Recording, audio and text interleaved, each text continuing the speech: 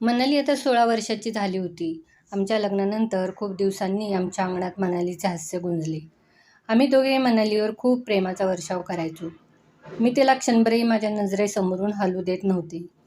ती मोठी झाल्यावर तिच्या शाळेत जाण्याच्या, मैत्रिणीच्या घरी जाण्याच्या, खेळण्याच्या ठराविक वेळा होत्या. मी त्या प्रत्येक मिनिटाचा मागोवा घेत असे. ते माझे प्रेम असले तरी मनाली माझ्या या कृतीने नाराज व्हायची.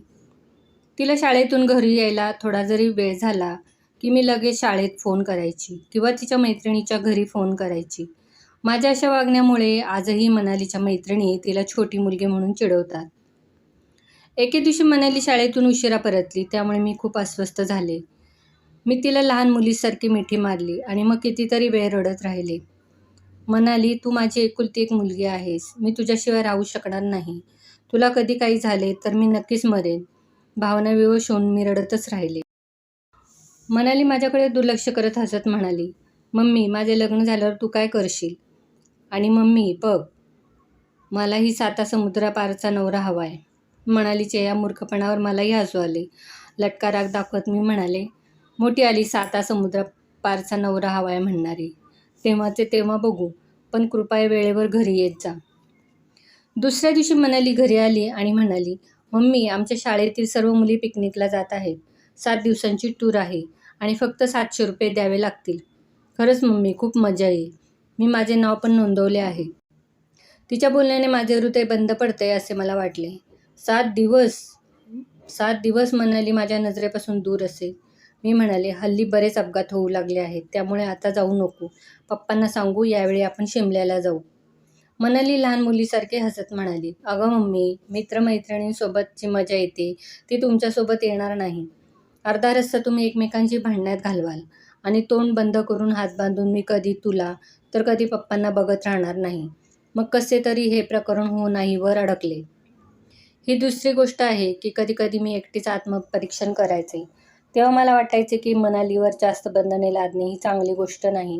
हे तिच्या विकासात अडथळा आणू शकते. परंतु मी तिच्या मातृप्रेमामुळे असे वागण्यास विवश होऊन जायचे. याच दरम्यान मला माझ्या मैत्रिणीचा फोन आला की तिची मुलगी जान्हवी नागपूरहून मुंबईला कुठल्याशा कोर्ससाठी येत आहे. मी तिला आश्चर्याने विचारले, "जान्हवी एकटी येत आहे का? आणि ती इथेच राहून कोर्स करणार आहे का?" मग माझी मैत्रीण हसत हसत म्हणाली, "मग यात नवल ते काय? अगं, जान्हवी आता मोठी झाली आहे. तिला तिची जबाबदारी समजते. एकटीने कोर्स करण्याबरोबरच ती स्वावलंबी होईल." मी तरी पण म्हणत राहिले आणि कॉल डिस्कनेक्ट झाला. दुसऱ्या दिवशी सकाळी जान्हवी आली. तिच्यात धाडस होते, बोलण्यात निर्भयता होती. तिच्या वागण्याकडे बघून मनाली तिच्या समोर बुजरी वाटत होती. संध्याकाळी जेव्हा सगळे जेवायला बसले तेव्हा जान्हवी हसत हसत सांगत होती, "काका, मी नागपूरहून मुंबईला निघाले तेव्हा माझ्या आरक्षित सीटवर एक मुलगा बसला होता.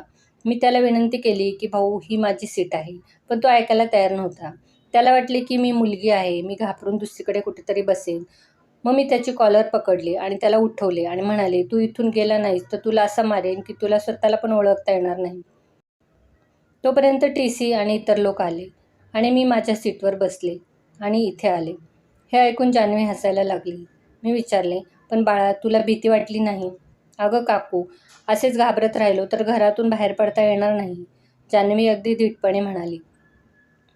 जान्हवी रात्री मनालीच्या रूममध्ये झोपली. तिने मनालीला तिच्या निर्भयतेचे अनेक किस्से सांगितले, जे ऐकून मनालीला खूप आनंद झाला आणि त्याचवेळी ती मानसिकदृष्ट्याही खंबीर होऊ लागली. मी तिच्या मनात आणि डोक्यात भरवलेल्या भीतीतून मनाली हळूहळू मुक्त होत होती. दुसऱ्या दिवशी मनाली ही जान्हवीसोबत गेली. 3-4 दिवस असेच गेले. दरम्यान जान्हवीच्या आईचा कोणताही फोन आला नाही. मी विचार करू लागले, किती कठोर मनाची आई आहे ती. 4 दिवस उलटून गेली. तिने मुलीची साधी चौकशीही केली नाही. जान्हवीशिवाय ती कशी राहत असेल हे न कळल्याने मी तिला फोन केला.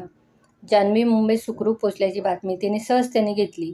मग तिने मला समजावले, "हे बघ, मुलांना जास्त परावलंबी बनवू नये. त्यांना स्वावलंबी होण्यासाठी प्रेरित केले पाहिजे. आणि हो, प्रत्येकजण आपल्या मुलावर प्रेम करतो, परंतु आपल्या प्रेमाला त्यांच्या प्रगतीच्या आड येऊ देऊ नये, विशेषतः मुलींच्या बाबतीत." मी अगदी निरागसपणे म्हणाले, "ठीक आहे, पण मुलांनी चुकीचा मार्ग पत्करला तर?" मग माझी मैत्रीण म्हणाली, "असं काय बोलते? अगं, मुलांवरही विश्वास ठेवायला शिक. जर आपण त्यांच्यावर विश्वास ठेवला तर ते आपला विश्वास तोडण्यापूर्वी 10 वेळा विचार करतील.